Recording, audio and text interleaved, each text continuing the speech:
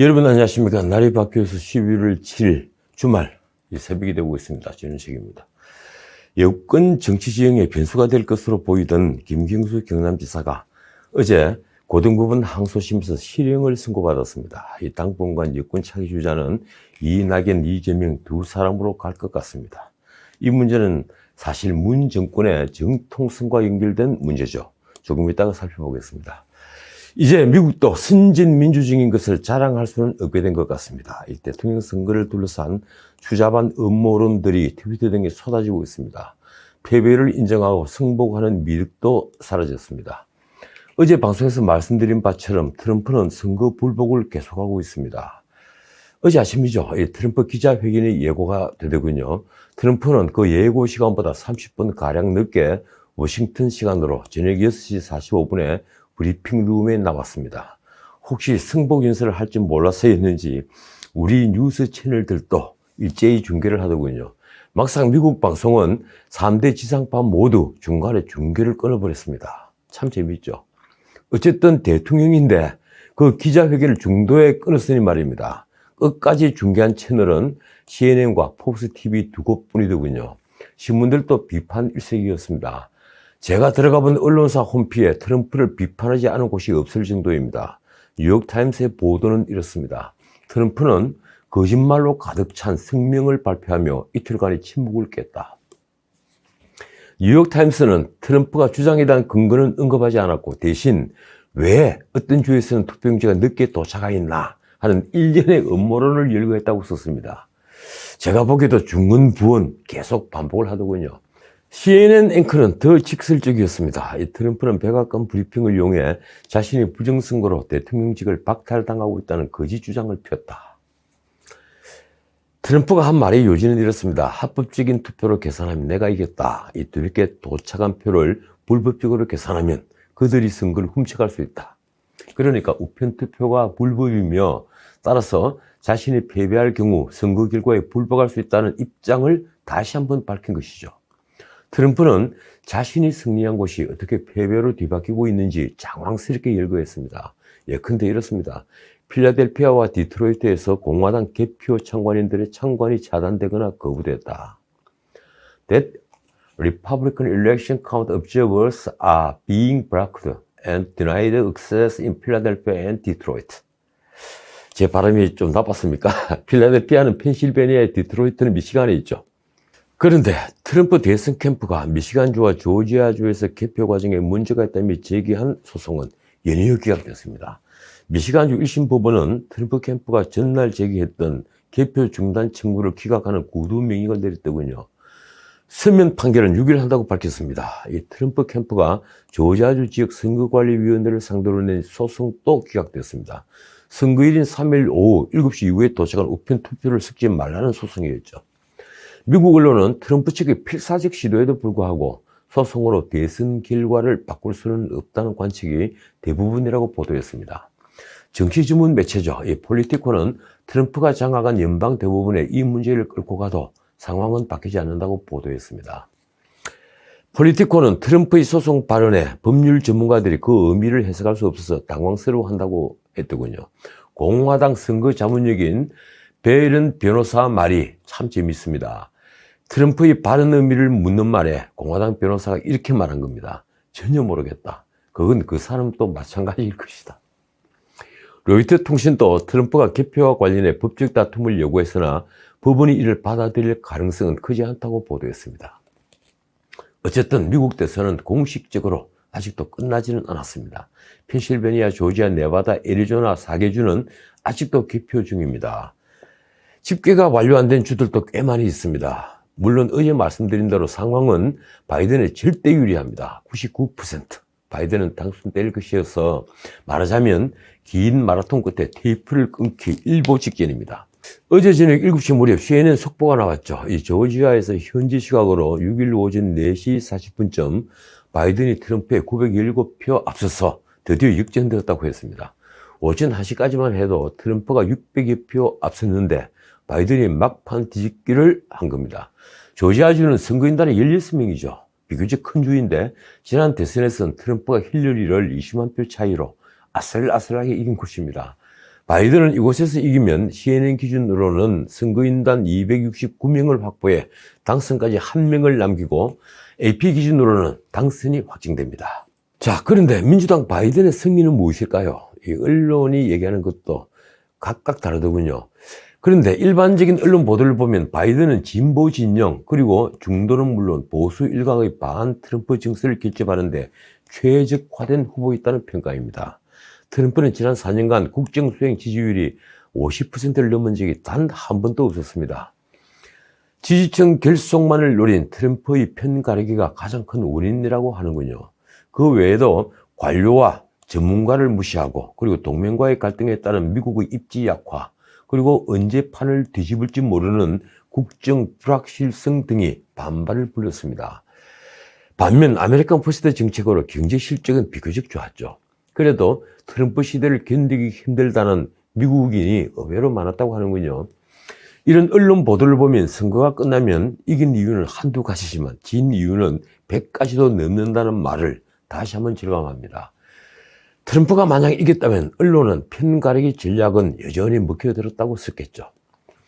바이든이 내세운 슬로건은 트럼프의 편가르기에 정면으로 대응하는 것이었습니다. 미국의 정신을 복구하자는 슬로건이었죠. 상호 존중과 통합으로 나라의 품격과 리더십을 되찾자는 내용이었습니다. 바이든은 트럼프가 4년 더 집권하면 미국의 정오와 갈등이 고착화될 것이라고 주장했습니다. 그러고 보니 영국 이코노미스트 분석이 재밌더군요. 이번 선거가 두 후보의 정책과 이념보다 도덕성과 인격 대결을 펼쳐진 이례적 선거였다는 분석입니다. 이코노미스트는 바이든은 정책 공약 설계에서는 취약했지만 공감 능력과 배려 같은 미덕을 앞세웠다고 썼습니다. 민주당 경선 과정에서부터 의구심을 부른 구시대 인물에다가 고령과 카리스마 부족이라는 단점이 트럼프 같은 아웃사이더가 일으킨 4년의 혼란을 지켜본 대중에게 오히려 안정감을 가져다 주는 장점으로 비쳤다는 겁니다. 말하자면 바이든의 노장 이미지가 장점이 된 거죠. 언론은 바이든이 최선은 아니지만 적어도 나라가 뒤집힐 일은 없겠다는 느낌을 줬다고 썼습니다. 그래도 이번 선거에서 샤이 트럼프는 정말 대단했습니다. 언론은 막강했던 샤이 트럼프, 그러나 더 막강했던 안티 트럼프 이렇게 표현했습니다. 대선 직전 트럼프가 맹렬한 추격을 할 수 있었던 것은 바로 이 샤이 트럼프 때문이었죠. 실제 플로리다와 미시간, 위스콘신은 여론조사와는 너무 동떨어진 선거 결과가 나온 셈이 됐습니다. 샤이 트럼프가 그만큼 많았던 겁니다. 그들은 마스크도 쓰지 않은 채 유세 현장에 구름 관중으로 모여들었습니다. 열광적인 분위기였죠. 그래도 안티 트럼프 바람을 뚫지는 못했습니다.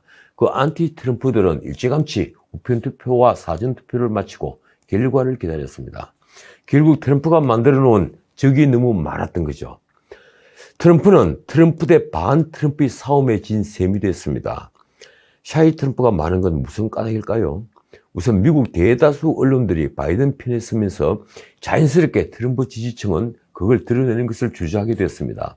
결국 트럼프가 하는 부도덕한 일들이 부끄럽지만 그래도 우리 일자리를 만들어주니 좋다는 대중들입니다. 4년 전 선거에서 전국 득표수에서 힐러리 클린턴에게 뒤졌으면서도 러스트벨트 같은 쇠락한 공업지역에서 신성해서 대통령에 올랐을 때 샤이 트럼프는 정치적 용어가 되었습니다. 여하튼 미국 여론조사 기관들은 이번엔 안티 트럼프의 위력으로 그나마 망신을 면했습니다. 이 CNBC가 한 대선 직전 11월 1일 플로리다주 여론조사를 보면 바이든은 51% 그리고 트럼프가 48%였죠. 막상 그런데 선거 결과는 트럼프가 51.2% 그리고 바이든이 47.8%로 정반대의 결과가 나왔습니다. 다행히 미시간, 위스콘신에서는 막판 재역전을 해서 바이든이 이기는 바람에 여론조사 기관들이 한숨을 돌렸다고 합니다. 여론조사 기관 입소스가 지난달 27일 마지막으로 한 여론조사는 바이든이 이 두 곳에서 모두 10% 차이로 트럼프를 이기고 있었습니다. 그런데도 바이든이 간신히 이겼으니 그만큼 샤이 트럼프는 많았습니다. 민주당 입장에서 애리조나주는 1996년 대선 이후에 24년 만에 승리를 거둘 가능성이 커진 곳입니다. 이곳에선 안티 트럼프 바람이 아주 거셌죠. 죽은 맥케인이 산 트럼프를 잡았다는 말까지 나왔습니다. 그 안티 트럼프의 대다수는 트럼프의 거친 은행에 대한 반감을 가진 여성들이라고 하는군요. 자, 이제 우리 정치 얘기를 하겠습니다. 사실 어제 큰 사건들이 많이 터진 날입니다. 야당 국민의힘은 10월 20일 월성 1호기 조기 폐쇄와 관련해 감사원이 감사를 방해하고 경제성 평가 조작을 한 의혹을 두고 백운규 전 산자부 장관 등을 공공기록물 관리에 관한 법, 그리고 형법상 공용서류 등의 무효죄, 감사원법, 직권남용과 업무방해 등 이 혐의로 검찰에 고발했었죠. 그 사건과 관련해서 검찰은 5일 산자부와 산자부 산하 한수원 본사, 그리고 가스공사 본사 등 공기업에 대한 압수수색에 나섰습니다. 그뿐 아니라 백운규 전 산업부 장관, 그리고 최희봉 전 청와대 산업정책비서관, 현재 한국가스공사 사장이죠. 그리고 박원주 전 산업부 에너지자원실장, 바로 앞에 특허청장을 한 분입니다. 이분들의 집과 사무실도 수색 대상에 포함을 시켰습니다. 그러자 민주당이 발칵 뒤집혔습니다. 정치 수사라고 맹비난을 하고 나왔습니다. 심지어 검찰의 압수수색을 두고 조국 전 장관을 수사하던 수준이라며 검찰권 남용이라고 비판했습니다. 놀랍게도 이낙연 대표가 앞장을 서더군요. 어제 6일 오전 민주당 최고위원회에서 한 말이 이렇습니다. 감사원은 수사 의뢰도 하지 않았는데 야당이 고발한 정치 공소용 사건에 검찰이 대대적으로 대응한 것이다. 이 이낙연 대표는 에너지 전환은 문 대통령의 대선 공약이자 문 정부가 추진하는 중요 정책인데 이에 대한 사법적 수사는 검찰이 정부 정책의 영역에까지 영향을 미치겠다는 것으로 해석될 수밖에 없는 것이라 주장했습니다. 그렇습니까? 그러면 감사원 감사는 어떻게 되는 겁니까? 작년 조국 인사청문회가 진행될 때 장관 일가에 대한 대대적 압수수색을 벌였을 때를 연상케 한다고도 했습니다. 그러면서 검찰이 의심을 풀렸다고 했더군요. 이유는 이렇습니다. 야당이 대전지검에 고발한 지 2주 만에, 윤 총장이 대전지검을 방문한 지 일주일 만에 전격 수사가 이루어진 점도 의심을 풀을 만하다. 그 뒤에 붙인 말은 더 묘했습니다. 이 야당과 일부 정치검찰이 짜고 정부를 공격한다고는 믿고 싶지 않다. 그러나 혹시라도 그런 의도가 있다면 국민이 용납하지 않을 것이다. 자, 정치검찰이라고 했습니까? 정말 놀라운 발상입니다. 집권당 대표가 자신들이 밀어붙인 검찰총장을 두고 정치검찰이라고 은근슬쩍 규정해버리니 참 딱하게 보이기도 합니다. 지금 검찰이 압수수색을 한 것은 문 대통령의 정책에 대한 게 아니라 원전 감사 결과 평가를 조작한 데 대한 것이지 않습니까? 어떻든 이 대표의 경고는 정말 살벌합니다. 이 당은 묵묵히 소임을 다하는 다수 검사들의 명예를 위해서라도 일부 정치 검사들의 행태를 좌시하지 않을 것이다. 검찰은 위험하고도 무모한 폭주를 당장 멈춰주기 바란다. 자, 최고위원인 김종민 의원은 한 발 더 나가더군요. 그는 검찰 수사를 청부 수사라고 규정했습니다. 청부 수사 말입니다. 굳이 거론하고 싶지 않지만 그가 한 말은 이렇습니다. 대한민국 검사들에게 호소한다. 일부 정치 검사들의 정치 행위와 위헌적인 정치 개입에 동조하지 마시라. 윤석열 검찰은 잘못 가고 있다. 검찰이 정치적 중립을 스스로 허물고 있다는 겁니까? 아니면 검찰 중립을 허물기 위해 권력이 지금 겁을 주고 있는 겁니까? 정말이지 온몸이 떨려올 판입니다. 김 의원은 심지어 검찰을 야당의 하수인으로 규정했습니다. 검찰이 국민의힘의 지휘를 받는 정치수사대가 아니라면 해서는 안 될 일이다. 명백한 정부수사, 직권남용이다. 명백한 정부수사라고 했으니 자, 이 말을 듣고도 검찰과 야당이 참는다면, 아니 그냥 넘어간다면 그건 정부수사를 시인한 셈이 되고 맙니다. 자, 어떻게 될까요? 심지어 김 의원은 월성 1호기 정책 결정에 대한 검찰 수사는 이 검찰공화국의 폐해가 얼마나 심각한지, 그리고 얼마나 심각한 수준인지 보여주는 사건이라며 이낙연 대표와 같은 논지를 폈습니다. 대통령과 행정부의 정책 집행에 대해 검찰이 개입해서 불법 여부를 가리겠다는 것은 헌법 정신에 대한 정면 도전이다. 지금 대통령의 정책 집행에 대해 불법 여부를 따지는 게 아니죠. 경제성 평가를 왜곡하는 것 같은 불법 행위에 대한 것을 따지는 겁니다. 어떻든 이 김 의원이 내린 결론은 정말 놀랍습니다. 이 헌법을 흔드는 일이고 검찰을 흔드는 일이고 국민 주권을 정면 배신하는 일이다. 제가 이제 헌법 공부를 새로 해야 할 것 같습니다. 이 대한민국 민주주의가 붕괴된다면 저도 살아남을 국리를 해야겠죠. 그가 검찰에 대해서 한 말은 정말이지 귀를 신게 합니다. 윤석열 검찰은 대한민국 검찰을 더 이상 흔들지 마시라. 대한민국 검찰은 윤석열 총장의 검찰이 아니다. 이제 대한민국 검찰은 윤석열 검찰과 정권의 검찰로 나뉘게 됐습니다. 그리고 보니 여기서도 편 가리기는 유효한 전략이 되는 것 같습니다. 자, 오늘 메인 뒷시입니다. 이 김경수 경남지사에 대한 징역형이 선고되면서 지난 대선 결과의 정당성, 바꿔 말하면 문 정권의 정당성에 대한 문제가 다시 불거졌습니다.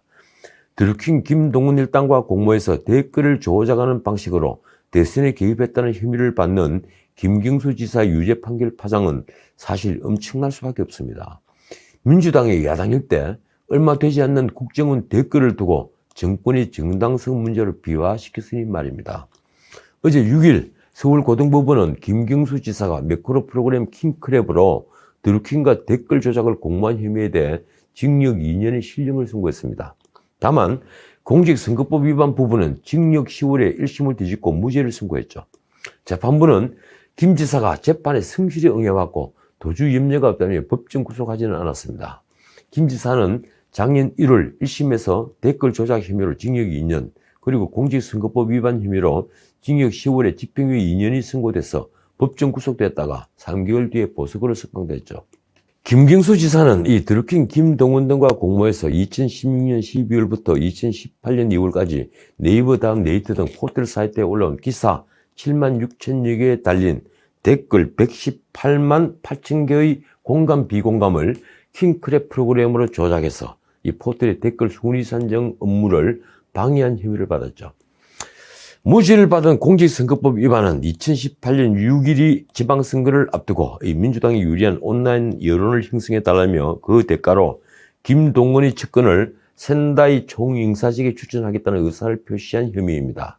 이 재판부가 댓글 사건 유죄를 선고한 이유는 이렇습니다. 킹크랩 시연회를 김경수 지사가 봤다고 판단한 거죠. 김 지사는 특검이 특정한 킹크랩 시연회가 있었던 2016년 11월 9일 닭갈비 식사를 했기 때문에 시연회를 볼 시간이 없었다고 했지만 항소심 재판부는 이를 받아들이지 않았습니다. 재판부는 드루킹 김동훈이 무고한 피고인을 공복무로 끌어들일 의도로 처음부터 허위 사실을 조작하려고 했다면 피고인을 만난 자리에서 구두로 킹크랩 개발 허락을 받고 당시 목격자도 있었다고 하는 게 훨씬 용이했을 텐데 굳이 시연이라는 일상적이지 않은 이벤트가 있었다고 한 걸 심증의 이유로 들었습니다. 그러면서 드루킹 일당이 김 지사에게 킹크랩에 대해 브리핑을 했다는 사실이 의심없이 증명됐다고 했습니다. 피고인이 묵인하에 그런 일이 벌어졌다고 볼 수밖에 없다.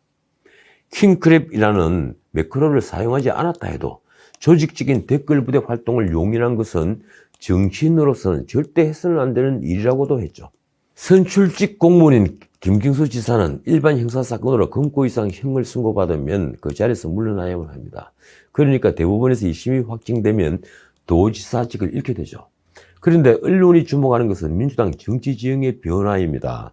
김 지사는 그동안 친문 핵심으로 만약 2심에서 무죄를 받아 굴레를 붙게 되면 이낙연 대표를 위협하는 친문 차기 주자로 떠올 수밖에 없었을 겁니다. 본인이 원하든 원하지 않든 말입니다. 김 지사는 판결이 끝난 후에 진실의 절반만 밝혀져 받아들이기 어렵다고 했죠. 그리고 나머지 진실 절반은 대법원에서 반드시 밝힐 것이라고 말했습니다.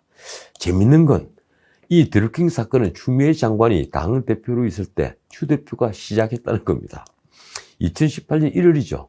인터넷 포털이 악성 댓글과 관련해 추 대표가 경찰 수사를 의뢰한 것이 발단이 되었습니다.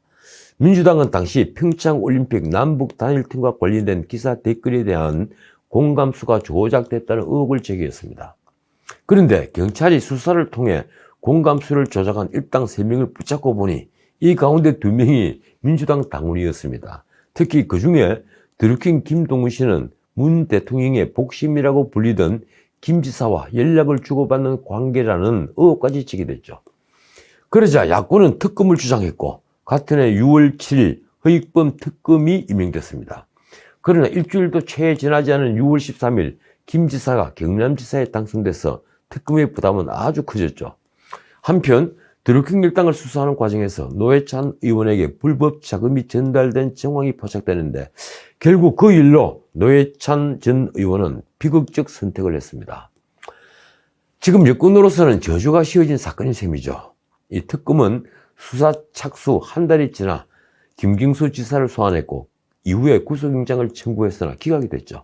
그 뒤에 특검 수사 기간도 연장하지 않았습니다. 그러면서 특검 만료 하루 전인 2018년 8월 24일 김경수 지사를 드루킹의 댓글 조작에 공모하고 선거법을 위반한 혐의로 불구속 기소했습니다. 어쨌든 길고 긴 터널을 지나 실체적 진실이 일부나마 밝혀진 셈입니다. 자, 오늘은 여기까지입니다. 제가 제 책 진실의 적들에 쓴 말입니다. 벽을 쌓으면 그 앞에 적이 생기고 성을 쌓으면 그 앞에 적이 모인다. 언젠가 이 방송에서 한번 한 말이죠. 미국 대선에서 샤이 트럼프를 이기는 안티 트럼프를 보면서 다시 이 말을 절감합니다. 편 가리기는 우선은 자신의 진영의 환호를 받지만 리더가 해서는 안 될 일입니다. 통치자는 자신을 지지하는 국민뿐 아니라 자신에 반대하는 국민에게도 리더이기 때문입니다. 지금까지 전식이었습니다.